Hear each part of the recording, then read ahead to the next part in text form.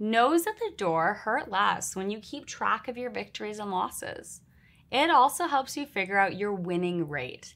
When you door knock and track your successes, you can use this information to motivate yourself forward. You see all of your losses as contributing to your wins. This provides you with the strength and resolve to keep going. With this attitude, it's easy to move on.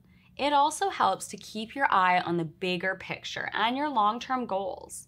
No's don't disempower you when you see them as part of your bigger numbers game. When you know your rate of winning, you will know exactly how long it will take you before you will get that next yes. Each time you get another yes, even if it comes after a series of no's, it will inspire you to go through the next round of rejections. Tracking your wins also helps you calculate how much every door and your time is worth.